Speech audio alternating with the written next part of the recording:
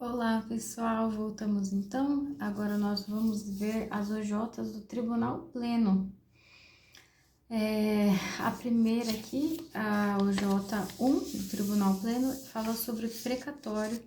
Diz o seguinte: a dispensa da expedição de precatório, na forma do artigo 100, parágrafo 3º da CF, quando a execução contra a fazenda pública não exceder os valores definidos provisoriamente pela Emenda Constitucional 37 de 2002, como obrigações de pequeno valor, inexistindo ilegalidade na determinação de sequestro da quantia devida pelo ente público. Depois aqui, OJ2 do Tribunal Pleno. O pedido de revisão dos cálculos em fase de precatório previsto no artigo 1e da Lei 9.494, apenas poderá ser acolhido desde que... Aqui nós temos 3 hipóteses. Primeira, o requerente aponte e especifique claramente quais são as incorreções existentes nos cálculos, discriminando o montante que seria correto, pois do contrário, a incorreção torna-se abstrata. 2. O efeito nos cálculos esteja ligado à incorreção material ou à utilização de critério em descompasso com a lei ou com o título executivo. 3. O critério legal aplicável ao débito não tenha sido objeto de debate nem na fase de conhecimento, nem na fase de execução. Agora, o J3 também é sobre o precatório e sequestro, e aqui fala que o sequestro de verba pública para satisfação de precatório trabalhista só é admitido na hipótese de preterição do direito de precedência do credor.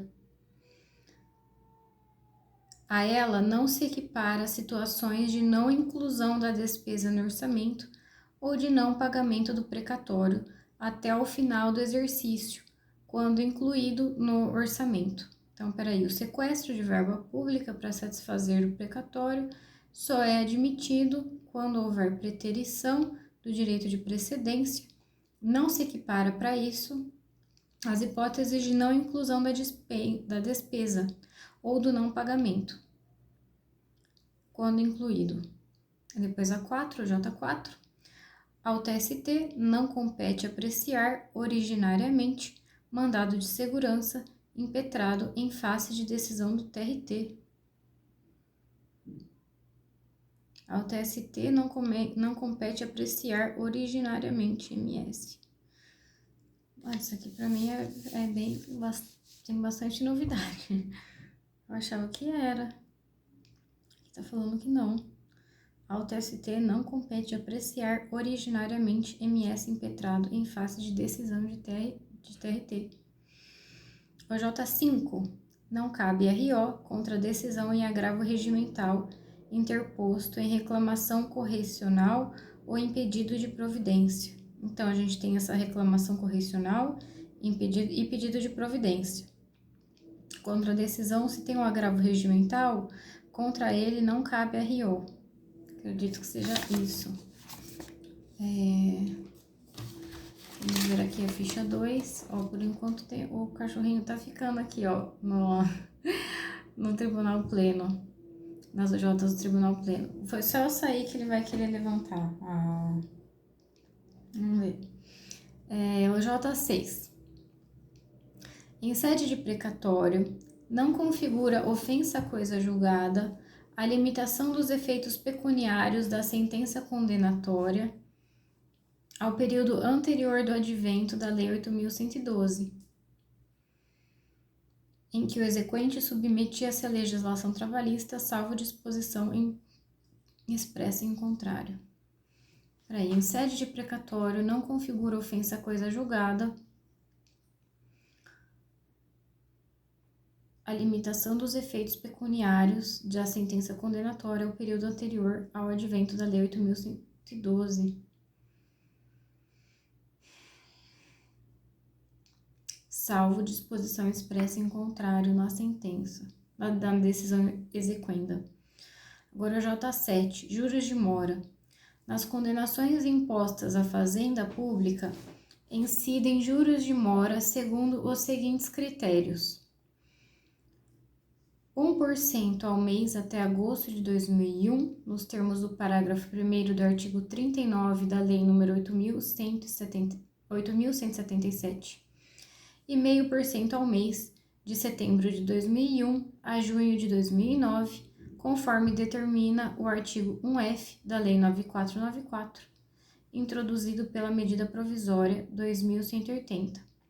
Aí, a partir de 30 de junho de 2009, atualizam-se os débitos trabalhistas da Fazenda Pública mediante a incidência dos índices oficiais da remuneração básica e juros aplicados à caderneta de poupança por força do artigo 5º da Lei 11.960.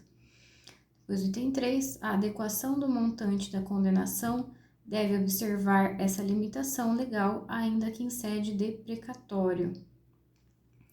Agora, o J8, em sede de precatório, por se tratar de decisão de natureza administrativa, não se aplica o disposto no artigo 1, inciso 5º, em que se determina a remessa necessária em caso de decisão judicial desfavorável.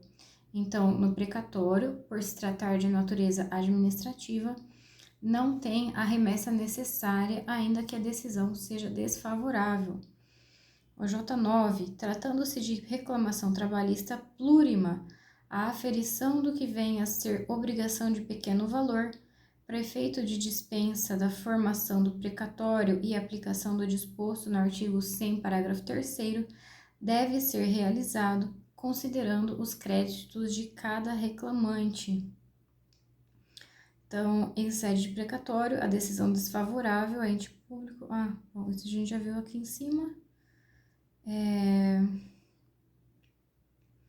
E aqui nas reclamações plurimas, para ver se a obrigação é de pequeno valor, deve ser considerado aqui o crédito de cada um dos reclamantes, de acordo com o J9 do Tribunal Pleno. Aqui nós temos a última ficha das OJs do Tribunal Pleno. Aqui nós temos o J10.